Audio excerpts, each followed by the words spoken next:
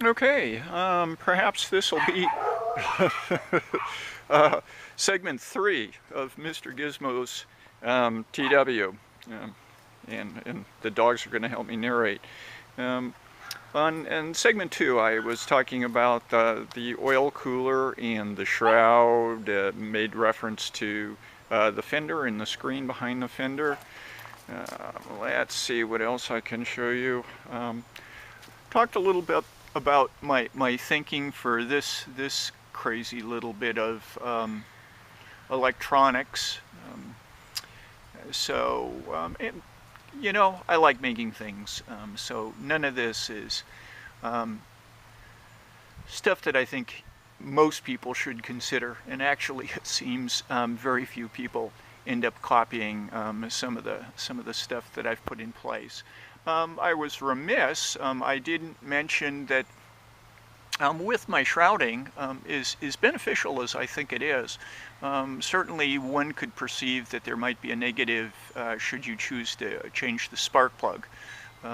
However, as I kind of came across that situation, I decided to make a little spark plug access port. And that's the little rectangle piece that you see there, and it works out fine. Changing the plug is really no big deal. So here, let me go up. There's my trail snail. That's what Mr. Gizmo is, a trail snail. There's my knife. In the event that I get jumped by like a bear or a mountain lion or something. Yeah. I think it's probably more likely to be used for spreading peanut butter, should I ever carry any. Something that I didn't point out, which has worked out to be pretty kind of a neat thing. I mentioned the benefit or the installation of the spot. However, once again, realizing that I fall, and anybody can fall. Since I carry the spot on the dash, what I ended up doing is putting a little gimbal mount, I'm going to say. Certainly not anything close to a true gimbal, but what it allows the spot to do is, should I fall over, and this then quickly becomes the face up position with a bike, a TW, sitting on its side. So I was kind of pleased with that, and that works out really well. There's a little clip that I can pull up and remove the whole thing, though I seldom have any need to remove it. Here is my Kodak video camera controller, and I have that mounted to my Jimbo shield. Another great thing, and I suspect that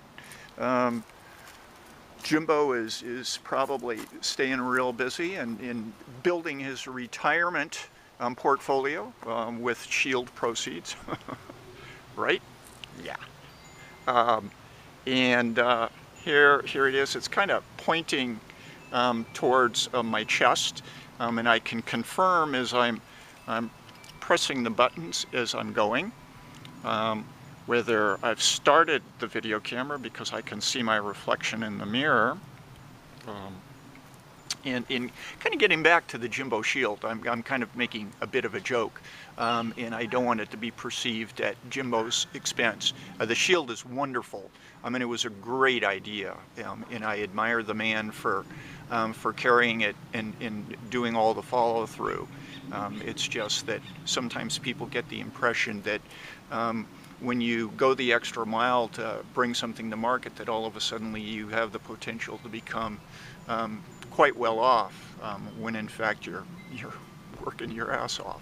And the reward is more emotional perhaps than financial. Here's a tachometer, one of the tiny tachs, and I find this is great for really doing like tune-ups and setting idle.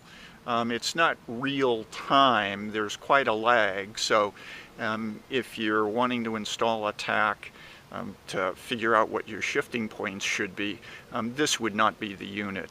You can get some that are about this small that I think are a lot more real time.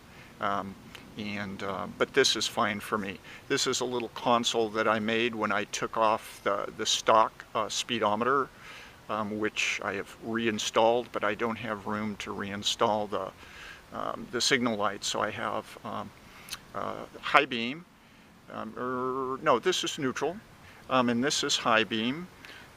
This was a directional signal, but what I ended up doing is I ended up, let's see if we can see, yeah, right down in there, I made a little directional signal beeper. There's kind of schematic plans online. It's real simple. Radio Shack stuff, bridge rectifier, I believe, and a buzzer and one or two other things. Real straightforward. Here's a switch that I put in for my headlights. It's a switch for the high beams only. So let's see, when I'm running low beams, I'm fine. Well, I don't know, it's a switch. I'm thinking that it's for high beams, but in fact, actually I believe it's low beams, because the low beams are on by default all the time when you're riding the bike. And so I'm able to just switch off the low beam. If I go to the dash and hit high beam, the lights automatically will come on. So I think maybe Dan I might have given some bogus information to, but I'll clear it up with him later on. Here's something kind of neat. There's a little solar light thing. You can kind of see it flashing. And what it flashes is my name, Gerald. It's kind of a reminder as to who I am in the event I'm out on the trail and kind of have a senior moment. I can just look at my windshield and I know I'm Gerald. And probably I belong somewhere other than trailside. Another thrift store bag. This is something I use to carry a pair of socks, a windbreaker, a balaclava for when it's cold. So depending upon the ride, I've got some extra space. I was talking about the bowling bag. I've got some extra space in there. And let's see, this thing actually is pretty heavy now, but fortunately it's quick to remove.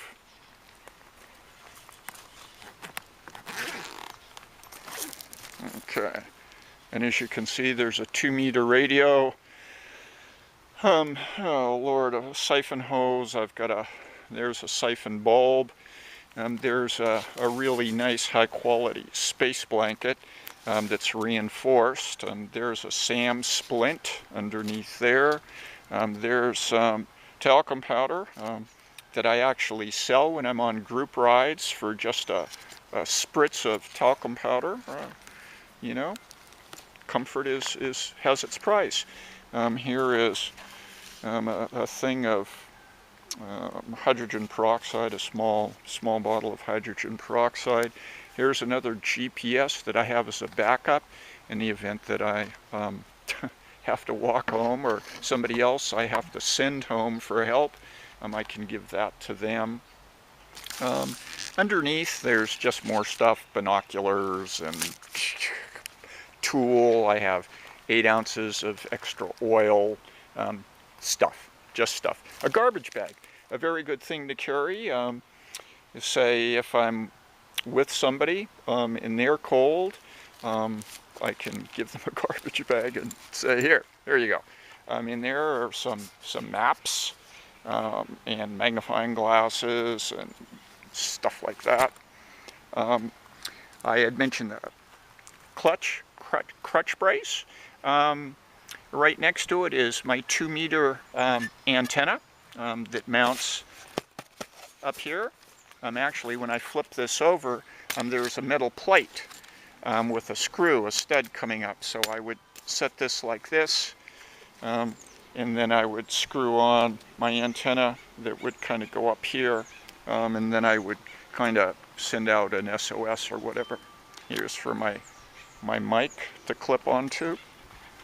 But the crutch brace, some of you aren't really familiar with it. Here you can see this is kind of a U, and this actually embraces the stay from underneath, so I can lift up the wheel on this side. Actually, I wouldn't. I've never lifted it up on this side. And what I do is I lift it up on the other side, and with the kickstand, it kind of forms something of a tripod. The crutch brace over there, the kickstand here, and of course the front wheel. I'm able to lift up the back and spin the wheel. Previously, I had been running some extra sprockets. As you can see, we have a dual on the rear. This was something I think safely say I kind of presented to the forum. Certainly not a unique idea, as the old Honda Trail 90s had that set up for many years.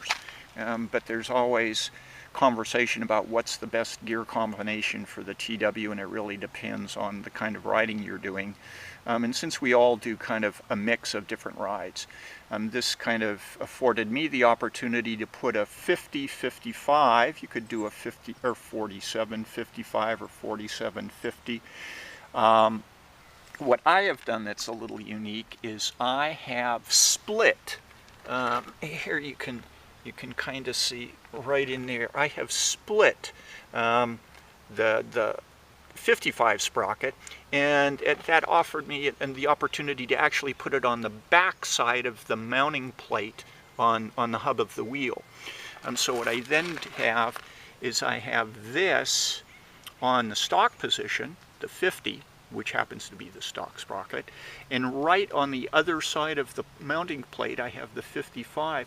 So the alignment of the sprockets and the chain are really close to perfect. The stock one is perfect. The inside one is off a slight amount, but what I had as well is in the front I had a dual sprocket assembly on the primary shaft. And I had a 1450 on that, and that worked out well for me for quite a number of years. I think I had logged around 2,000 plus miles when finally one of the 6 tension pins that I had holding it in place, one of them kind of gave out and allowed the sprockets to separate. The stock sprocket stayed in place because it's kind of bolted to a spider on the shaft.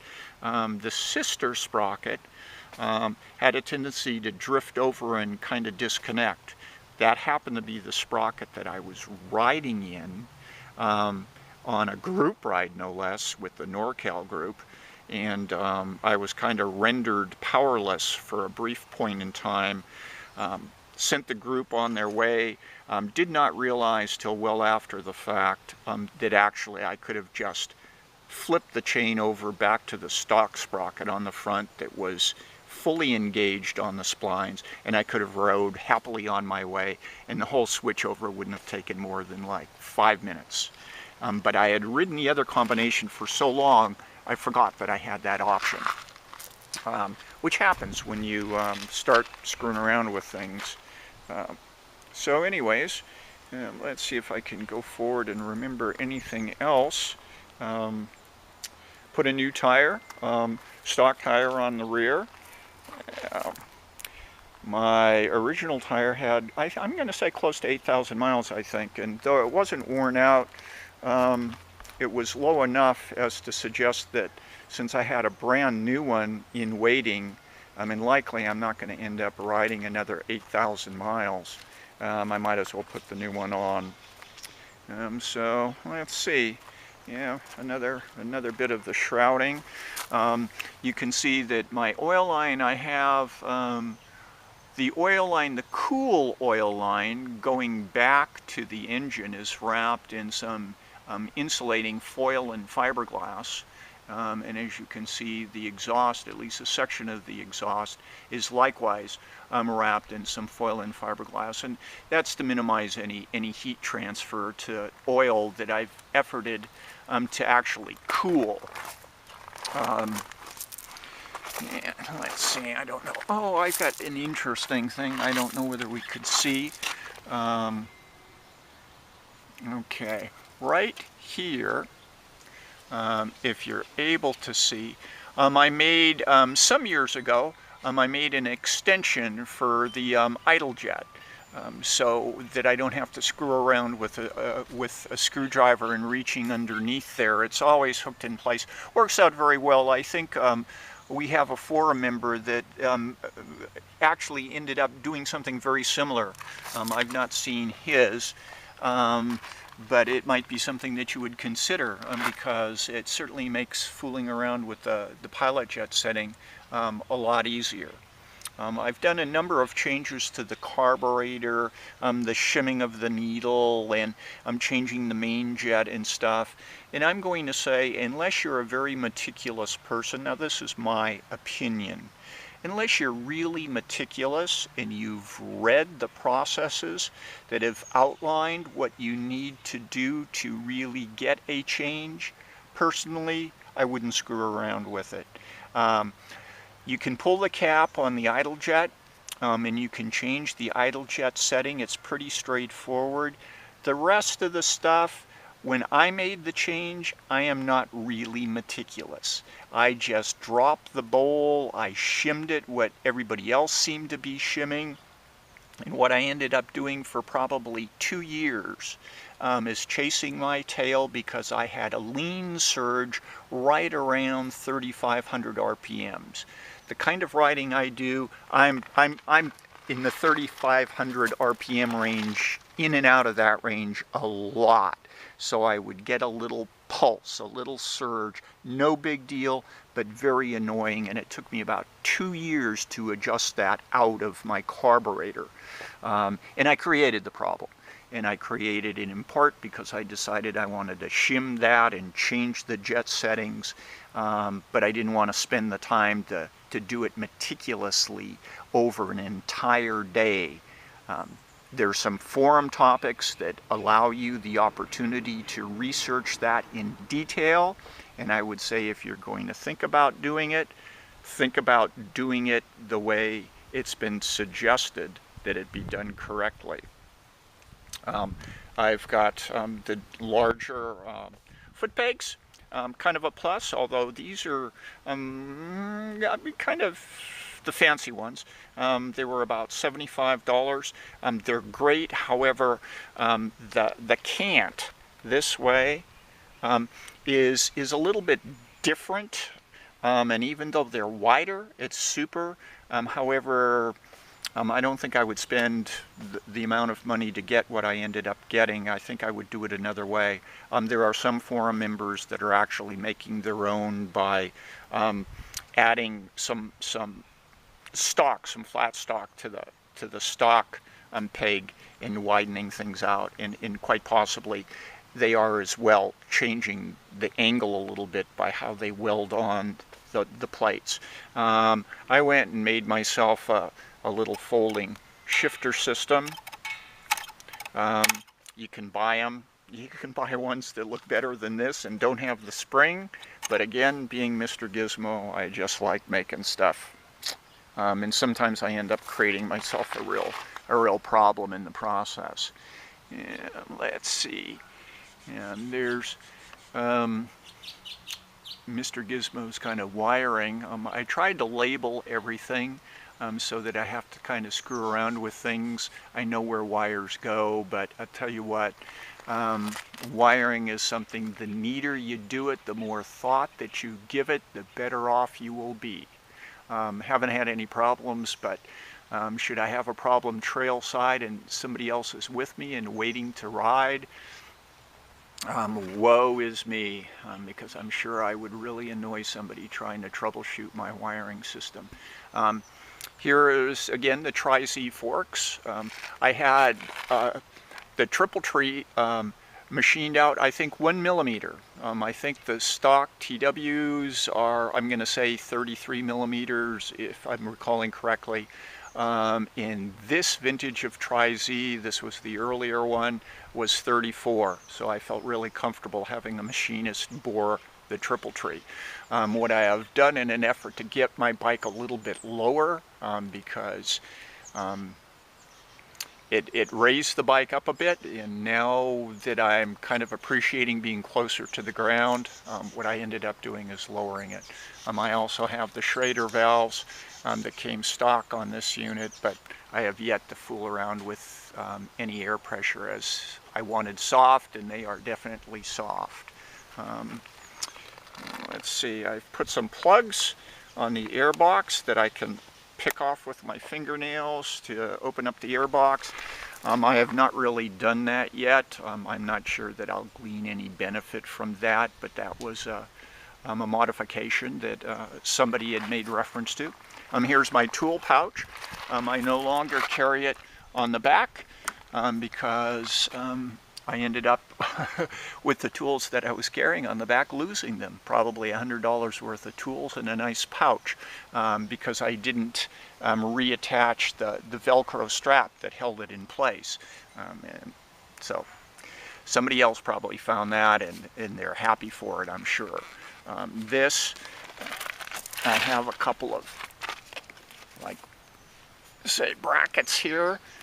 This was part of my side case system, and it worked out really well. There was a hole for the side case to kind of bolt to, and then the zipper to hold that in place. I forget the brand, name brand. Never had any problems with it. It's just I was carrying way too much stuff. So this, I've got some I think it's maybe 10 gauge copper wire that I kind of secure the back in the front as well. The nice thing about the copper, it's single wire, electrical house wire, and it's very malleable, so you can bend it back and forth, but it holds it in place. And this has been there for probably 6, 7 years. So let's see, I don't, here's kind of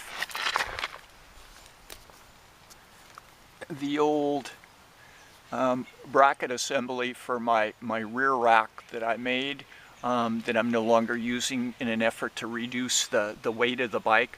However, the bracket has reinforced the rear I'll say subframe assembly to allow me to carry the bowling box, which probably is like 30 pounds. There's probably 30 pounds of stuff there. And given where it's mounted, when the bike is on its side, that 30 pounds is probably, given the leverage, I don't know. You know, I'm not a math guy, or a geometry guy, but it's way more than 30. So fortunately, with the quick release knob on the bottom, I can turn it off, or turn it off, loosen it up and remove it. So there again, kind of one of those roll charts that I use for just writing down miscellaneous stuff. Here I have 5V, I'm not sure what that is. That looks like quite possibly a license plate number on something that maybe I was a little concerned about, and maybe has nothing to do with motorcycle riding. But it gives me something to write on.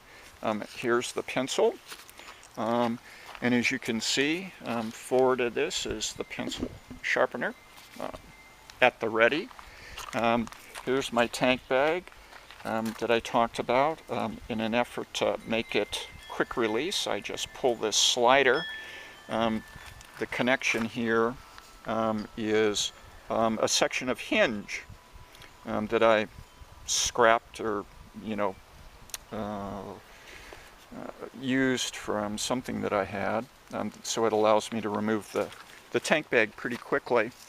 Here's a nice old compass, an old brass, kind of an antique thing, that I can take off if I need to kind of walk back through the wilderness, but the GPS has never failed me.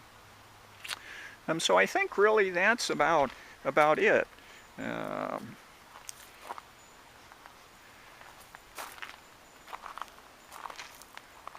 I'd like to say, let me see if I can do this. Here you can kind of see my TW t-shirt. There was a forum member probably about 5 years ago that kind of got an idea and put a group buy together. It worked out really well. I forget your name. I know you're not on the forum any longer, but should you stumble by, I'd like to say thanks again. Great idea, nice shirt.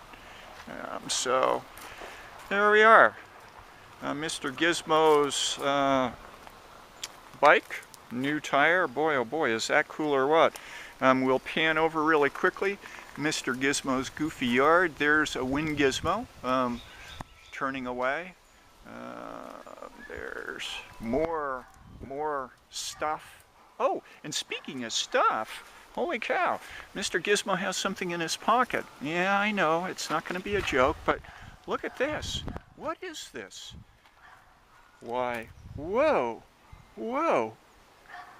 Oh, it looks like something that could be used for adjusting valves on a TW, or maybe even on a XT225, or probably a TTR 225. Well, maybe different things.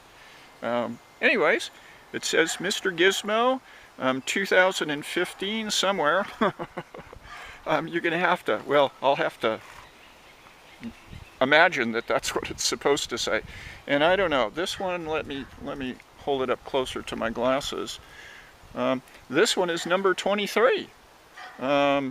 These, if you're interested, are for sale. They're $20. That was a price set by another forum member. $20 shipped. So only $20 total to your door. I understand they work out pretty well. I've used one. I'm kind of prejudiced. I was happy with the way it functioned. And actually, you're able to use it without having to remove your gas tank. It's small enough. And kind of, yeah, well, enough of a plug. So if you're interested, just let me know somehow. I'm available. PM me or BM me or something. So here's my bike. Maybe not something you'd be inclined to do insofar as modifications. I did have one forum member that kind of suggested that it reminded him, I think, of a small piece of effluent or something. He phrased it a little bit differently, but he wasn't impressed. But I like it. So take care, and I enjoy the forum. I enjoy chatting with you all. It's kind of a strange brotherhood. Adios.